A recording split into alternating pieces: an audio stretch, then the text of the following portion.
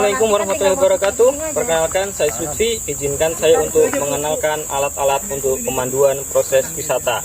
Yang perlu kita perhatikan, yang pertama adalah peta lokasi. Peta lokasi kita cek dalam kondisi layak, digunakan untuk menjadi penuntun arah kita, di mana untuk kita melakukan titik-titik untuk wisata ini. Kondisinya layak. Yang kedua adalah dokumen program pemanduan. Dokumen program pemanduan ini kita siapkan untuk memandu kita dalam proses wisata yang akan kita laksanakan. Kondisinya layak. Kemudian adalah GPS. GPS ini adalah untuk mencari titik-titik lokasi yang sudah kita tentukan di dalam wisata kali ini. Untuk kondisi GPS ini layak, hidup. Kemudian yang seterusnya adalah P3K, perlengkapan untuk kesehatan. Jika terjadi sesuatu dalam berwisata kali ini yang tidak diinginkan, semisal terjatuh dan lain sebagainya, kita bisa gunakan sebagai keamanan kita. Kondisinya layak. Yang selanjutnya adalah ATK atau perlengkapan alat tulis. Gunanya adalah untuk menulis segala sesuatu yang informasi yang perlu kita tulis di dalam proses pemanduan ini. Jika ada pertanyaan dan lain sebagainya, itu kita dokumentasikan dalam dokumen ATK. Kondisinya layak. Kemudian selanjutnya adalah perlengkapan lapangan kita. Ada break untuk komunikasi dengan tim yang lainnya jika terjadi kesesatan di dalam proses berwisata. Kemudian ada buku identifikasi flora dan buku identifikasi fauna. Kondisinya layak. Ini digunakan untuk penjelasan lebih rinci terkait dengan objek-objek flora dan fauna yang ada di tempat wisata kita. Kemudian yang selanjutnya ada toa. Toa digunakan sebagai alat komunikasi untuk lebih memperjelas atau lebih memperkeras daripada suara kita yang menyampaikan kepada peserta wisata. Selanjutnya ada binokuler atau teropong, adalah untuk melihat objek-objek yang kecil ataupun cukup jauh di dalam proses berwisata kita. Kondisinya layak. Kemudian yang terakhir ada APD atau apa yang harus kita gunakan di dalam tubuh kita. Ada kacamata sebagai pelindung daripada sinar matahari yang cukup menyilaukan. Ada topi sebagai pelindung kepala kita dari sengatan hama, lebah, dan lain sebagainya. Halo semua, ayo kita berkumpul. Kita mulai untuk menjalankan wisata alam kita. Perkenalkan, nama saya Aziz Lutfi. Kalian semua bisa panggil saya Aziz. Halo Kak Aziz. Halo. Kemudian di dalam wisata kali ini kita akan mengunjungi tanaman ulin dan juga tanaman aren. Di sana kita bisa melihat seperti apa sih kayu ulin itu, apakah kayu yang benar-benar keras. Kemudian di wisata aren kita bisa melihat bagaimana sih pohon aren itu, bagaimana buahnya sih. Nah, itu akan membuat kalian penasaran kan? Iya. Sebelum kita melakukan wisata, bagaimana keadaan kalian? Apakah semuanya sehat? Sehat. Sehat, tidak ada yang batuk? Ada. Mudah-mudahan semuanya dalam keadaan sehat ya, dari awal sampai akhir. Amin. Apakah kalian semuanya siap untuk melakukan perjalanan wisata ini? Siap. Oke, bagus sekali. Sebelumnya untuk memacu adrenalin atau untuk memacu semangat kita ice breaking dulu. Ikuti, clue-nya adalah ikuti kata-kata saya. Bisa dimengerti? Mengerti. Bisa. Oke. Sapi-sapi, kambing-kambing. Sapi-sapi, kambing-kambing. Kambing-kambing, sapi-sapi. Kambing-kambing, sapi-sapi. Berapa jumlah sapi? 2. Ya, Mas Inama terbaik. Karena clue-nya adalah ikuti kata-kata saya. Oke, sebelum kita melakukan perjalanan, alangkah baiknya kita berdoa agar selamat dari awal sampai dengan akhir perjalanan kita. Kita berdoa dulu ya, adik-adik. Saya pimpin ya. Sebelum melakukan perjalanan, alangkah baiknya kita berdoa menurut agama dan keyakinan masing-masing. Berdoa, mulai. Berdoa, selesai. Let's go, kita lakukan perjalanan yang menyenangkan ini. Yuk. adik-adik, kita akan menuju ke objek kita yang pertama. Tapi sebelum kita menuju ke objek yang pertama, ada beberapa hal yang harus saya sampaikan. Yang pertama, sebaiknya memakai topi atau pelindung kepala karena cuaca terik atau menghindari tertimpa ranting dan sebagainya. Jangan lupa membawa air minum. Ya, karena di sini mudah untuk dehidrasi. Kita banyak melakukan jalan, jadi banyak mengeluarkan energi. Selalu waspada ketika berada di bawah pohon, terutama ketika ada angin kencang. Takutnya nanti ada ranting yang kering di atas, nah kita bisa tertimpa oleh ranting-ranting itu. Jangan membuang sampah sembarangan di areal wisata ini, dan jangan merusak apapun, rusak fasilitas maupun flora dan fauna yang ada di lokasi wisata ini. Ada yang bawa narkoba di sini? Bisa dibagi. Baik, itu juga merupakan suatu larangan ya, jangan membawa dan mengkonsumsi narkotika di sini. Sudah siap? Ya. Oke, ayo kita menuju ke objek kita yang pertama. Let's go. Di sini di KHDTK Diklat Fakultas Kehutanan Universitas Mula Warman ini luasnya kurang lebih 300 hektar. Nah, di sini ada beberapa koleksi flora, di antaranya adalah tanaman endemik Kalimantan. Salah satunya merupakan objek yang akan kita kunjungi, yaitu tanaman ulin. Nah, untuk fasilitas pendukung di sini juga ada pondok-pondok atau gazebo gitu ya, sebagai tempat untuk beristirahat. Kalau di depan itu ada toilet, ada musola, jadi bisa untuk membantu kenyamanan pengunjung dalam melaksanakan ibadah maupun beristirahat.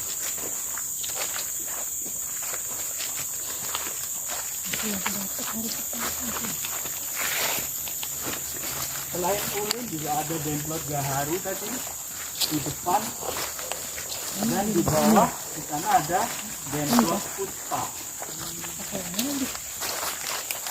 Puspanya tidak besar-besar, diameternya lebih dari 60 cm. Alamnya di sana, awalnya di tanam. Hati-hati ya, jalannya licin.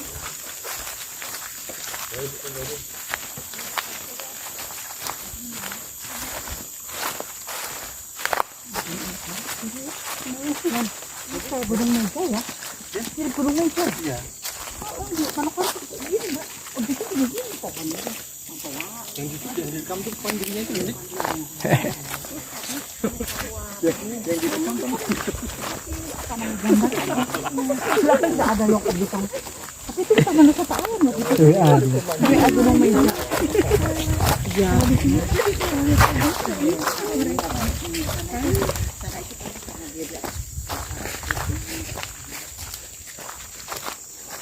Baik adik-adik, kita sudah sampai di objek kita yang pertama, yaitu tanaman ulin. Ini adalah tanaman ulin. Nah, atau dalam bahasa Latinnya Eusideroxylon swageri. Tanaman ulin ini merupakan kayu yang sangat kuat dan awet ya. Jadi kelas kuatnya itu kelas 1, kelas awetnya juga kelas 1. Sehingga banyak digunakan untuk bahan bangunan. Seperti tadi kan adik-adik lihat kan di sana ada pondok. Nah, salah satu pondok itu dia terbuat dari kayu ulin. Sangat kuat untuk pembuatan konstruksi rumah, jembatan, tiang listrik dan interior kapal. Jadi dia tahan juga terhadap air laut, air garam. Tanaman ulin ini sekarang terancam mengalami kepunahan. Karena apa? Karena tadi manfaatnya kelas awet, kuat, jadi banyak dibutuhkan untuk bahan bangunan. Permintaan lokal, nasional maupun internasional cukup tinggi. Nah, tapi yang perlu diketahui bahwa pertumbuhan ulin itu sangat lambat. Kalau daur maksimum mencapai diameter optimum itu sekitar 200 tahun. Ayo, bayangkan adik-adik. Kira-kira kalau 200 tahun kita tanam sekarang, nanti belum tentu anak atau cucu kita bisa menikmati. Nah, ini sekilas gambaran tentang ulin. Ulin termasuk jenis pohon besar yang tingginya bisa mencapai 50 meter. Diameternya bisa mencapai 120 cm. Tadi kita lihat bekas-bekas tebangan. Nah, itu diameternya besar, bisa sampai mencapai 120 cm. Batang lurus, tapi kadangkala ada juga yang berbanir. Kalau ini berbanir nggak, Dek? Tidak. Nah, batangnya lurus nggak? Lurus. Oke. Tajuk membulat dan rapat serta memiliki percabangan sekunder yang mendatar. Pohon ini tumbuh pada ketinggian 5-400 meter di atas permukaan laut. Jadi sangat cocok untuk tumbuh di daerah Samarinda. Ulin memiliki keragaman morfologi yang sangat tinggi. Sifat-sifat vegetatif maupun generatifnya, terutama pada bentuk dan ukuran buah dan bijinya sangat beragam. Tapi buahnya tergolong besar. Jadi, itu juga yang biasa digunakan sebagai alat perkembangbiakan. Tapi untuk di alam biasanya ulin itu sebagian besar yang paling banyak tumbuh dari terubusan. Terubusan itu bekas-bekas ulin yang ditebang. Nah, itu nanti akan tumbuh tunas baru. Nah, tunas baru itu dia akan tumbuh menjadi tanaman baru yang kita lihat seperti ini. Tapi sepertinya ini dari biji. Kalau ini kita lihat ya, berarti ini dari biji bukan dari terubusan. Nah, kalau untuk pertumbuhan yang dari biji itu juga sangat lambat. Apalagi kalau tidak dilakukan perlakuan karena bijinya sangat keras. Biasanya kita harus mecahkan kulit bijinya dulu. Nah, untuk di Samarinda pernah dilakukan penelitian oleh salah satu staf di Balai Diklat Samarinda. Biji ulinnya itu bisa dipotong menjadi 3 bagian, baru nanti disemaikan. Jadi biji ulin termasuk salah satu yang poliembrional. Jadi embrionya banyak. Baik. Ulin sangat kuat dan awet tadi ya, dan mempunyai berat jenis 1,04. Jadi kalau kayu ulin misalkan kita tenggelamkan di air itu dia tenggelam, jadi tidak terapung seperti kayu-kayu yang lain. Kalau dipegang gatal nggak, Kak? Oh, tidak, Ibu. Kalau dipegang tidak gatal. Kayak pegang. Apakah dilindungi itu, Pak? Nah, kalau untuk sekarang ternyata ulin itu menjadi spesies yang tidak dilindungi. Padahal ini sudah terancam punah. Ya, saya tidak tahu. Mungkin itu karena pengaruh kebijakan ya, Dek ya. Tanya, Kak. Ya, silakan. Pohon ulin usia berapa dia mulai berbiji? Oh, mulai berbiji ya. Segini ini bisa lebih dari 30 tahun. Nah, kalau ini udah lebih dari 30 tahun. Boleh moto? Silakan.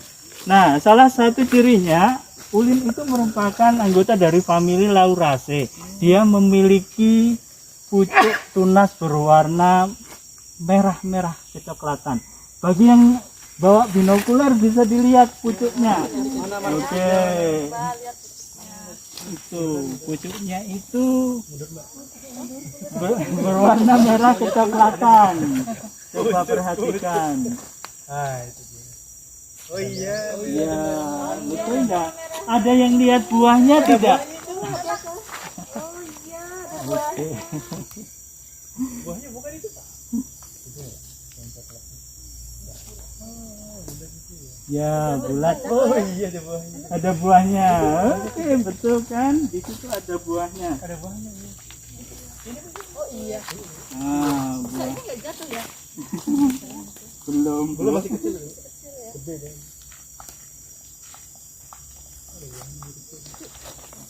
Oke. Nah, ulin ini merupakan tanaman asli Kalimantan ya. Lucu memang, tanaman asli Kalimantan, orang nyebutnya kalau di Kalimantan itu dengan istilah belian. Belian. Ya, makanya di sini Bu ada upacara adat namanya upacara belian. Masih ada belian. Ya, itu untuk pengobatan tradisional yang non medis. Jadi kalau ada orang-orang sakit itu diobati dengan menggunakan daun. Oh, daun durian. Oh, daun durian. Salah satu khasiatnya juga bisa untuk mengobati sakit gigi. Apanya? Daunnya yang muda. Oh daun mudanya. Daun yang muda dikunyah gitu Bu untuk obat sakit gigi.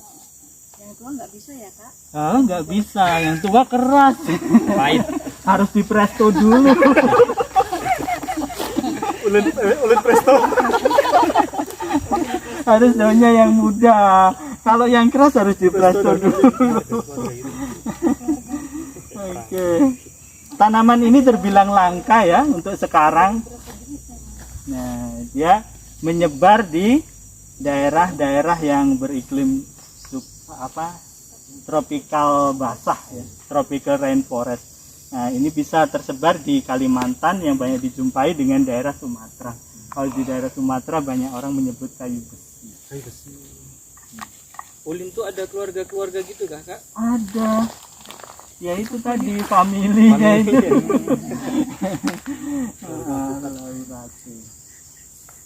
Tahu nggak Neng kenapa dia tanya kayak gitu? Karena kalau dia tanya aku apa? Meranti. Kalau yang ini temennya Meranti. Ini saudaranya nih.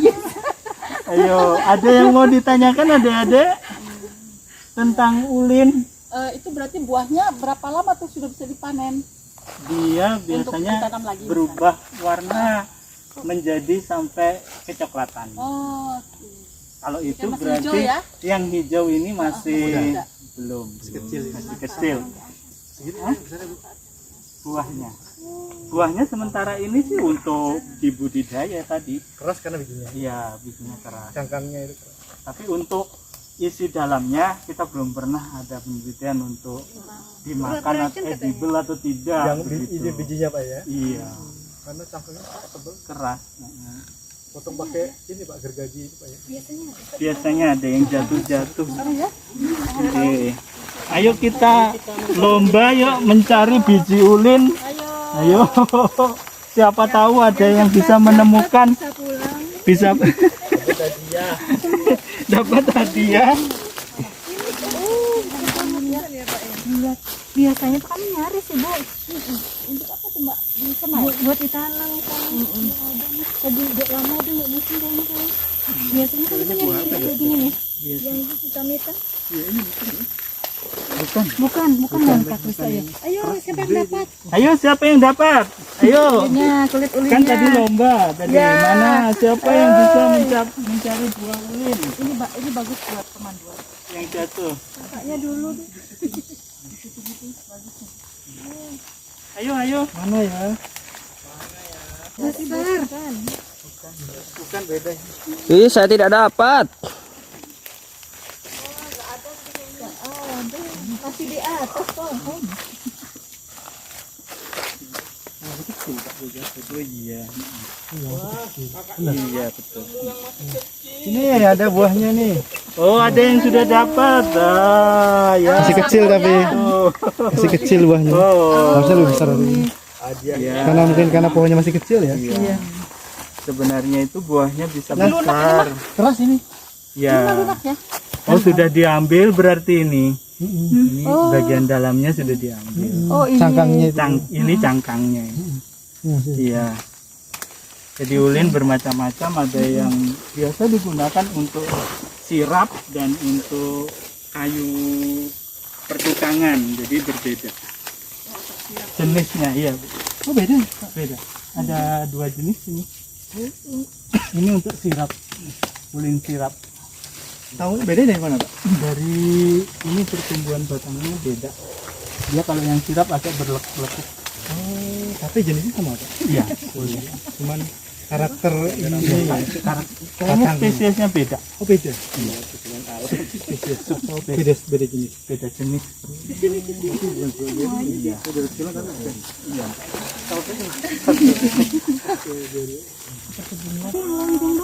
Kalau ini kan bulat, ini lonjong kan? Tadi beda spesies. Beda spesies. Daunnya kan beda. Daunnya kecil. Ini agak kecil kan? Iya, lebih Ya. kecil ini. Ini biasa digunakan untuk sirap. Sirap. Jadi kalau yang untuk sirap itu struktur seratnya itu lurus. Jadi kalau bisa dibelah itu dia pecah sampai tipis-tipis. Enggak. Ulin.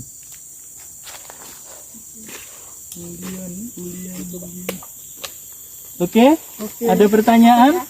Kita foto Kak dengan pohon Oke, baik, kita foto dengan pohon ulin untuk kenang-kenangan.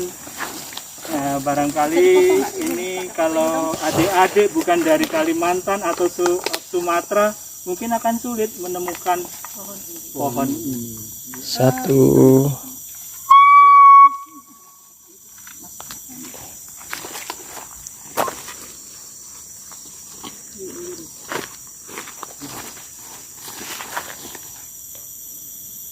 Satu, dua, dan 3. 1, 2, dan 3. Oke.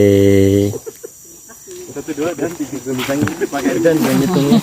Baik adik-adik, kita akan menuju ke objek kita yang kedua. Ayo, mari semangat.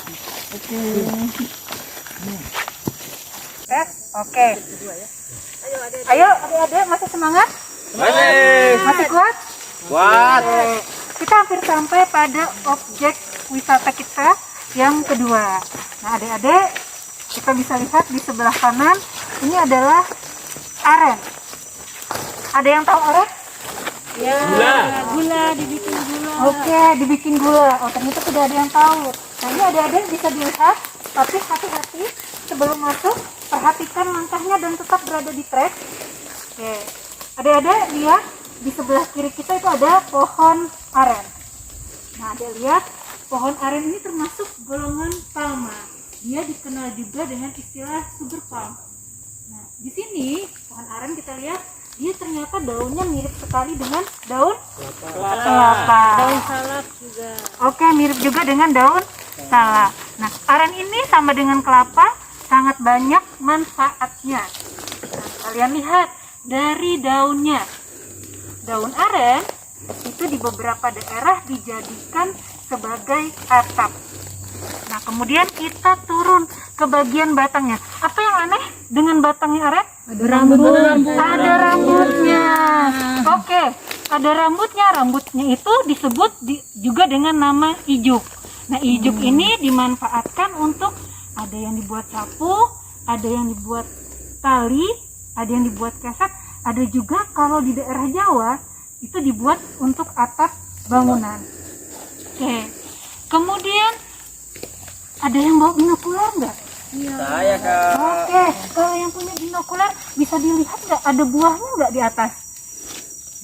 Ada. Ada. Nah, buahnya aren ini ternyata bisa dikonsumsi. Benar sekali. Ada yang ini tanya, boleh dimakan atau enggak? Nah, buahnya aren ini bisa dikonsumsi.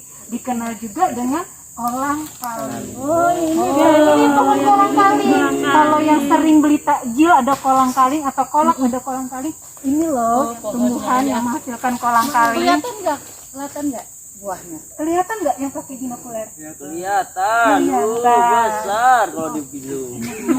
Oke, kalau di zoom ternyata katanya besar.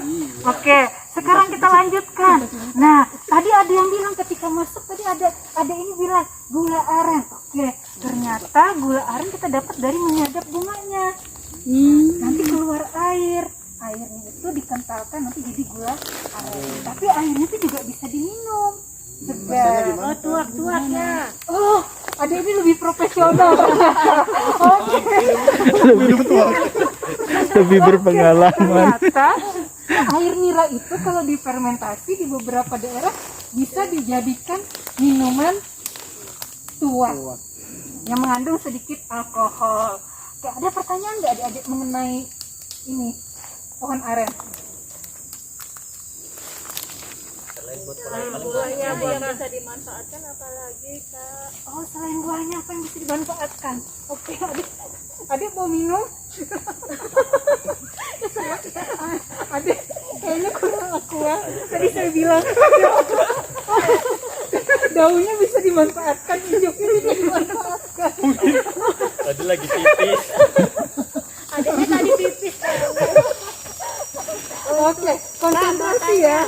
Kalau Oke. buah kolang-kaling langsung dimakan itu nggak bikin gatal. Nah, pertanyaan ada ini bagus sekali. Buah kolang-kaling kalau langsung dimakan bisa gatal nggak? Jadi untuk membuat buah kolang-kaling itu buahnya harus diolah terlebih dahulu, bijinya, kulitnya dan getahnya juga harus diolah terlebih dahulu, baru bisa menghasilkan kolang-kalingnya deh ya. Jangan tanya lebih lanjut. Itu kan ini pohonnya kita tahu bahwa sudah tua atau masih pohonnya masih dari mana tuh? Kalau masih muda pohonnya kan biasanya suka ada sudah tidak menghasilkan, maka dia harus diganti pohonnya gitu. Kalau pohonnya tua itu terlihat dari ini ya, Dek ya. Ada ijuk-ijuknya di batang. Oke, adik-adik, untuk kenang-kenangan siapa tahu ada yang berasal dari kota tidak tahu, ini bisa foto-foto dulu dengan pohon aren biar bisa nanti dipamerkan sama teman-temannya. Ini loh saya habis lihat pohon aren. Oke, silakan. Foto-foto. Foto, silakan. Tempat itunya main ya. Ayo foto. Pengunjung yang lain. Di trans ya main hari cuma Ya. Ya, Hai. 1, makanan alami. 2, 3. Oke. Adik-adik, silakan kita kumpul ya. Ini jamnya udah menunjukkan pukul 5 sore. Wah, waktunya kita harus pulang. Nah, sebelum pulang, kakak pengen tanya-tanya dulu nih. Oke, yang pertama, tadi lihat pohon apa saja? Ulin. Terus satunya pohon? Aren. Ya. Siapa di sini pernah makan buah aren? Saya. Bentuknya apa nih? Lonjong ya. Iya. Begitu. Di sini ada pohon yang bisa kita makan. Ya, tapi harus diolah dulu ya. Kalau langsung nanti bisa sakit perut. Ya. Oke. Mau setelah ini kita kan pulang nih. Sebelumnya saya mau tanya lagi nih. Ada yang mau sampai ini pesan dan kesannya di sini nih. Apa ya? Siapa yang mau? Ada yang berani? Udah ada capek. Oh, udah capek. Oh, capek. Oke. Seru. Jadi saking asiknya ya, saking serunya ya, dari pagi sampai sore ya, seperti itu. Oke, baik. Sebelum kita pulang, marilah kita berdoa. Berdoa dimulai. Selesai. Sebelumnya pastikan dulu tidak ada yang tinggal kecuali jejak kaki dan tidak ada yang diambil kecuali foto atau gambar. Oke, dan tidak ada yang dikorbankan kecuali waktu. Oke, sampai jumpa di waktu yang akan datang ya. Terima kasih. Selamat sampai tujuan. Dah. Jadi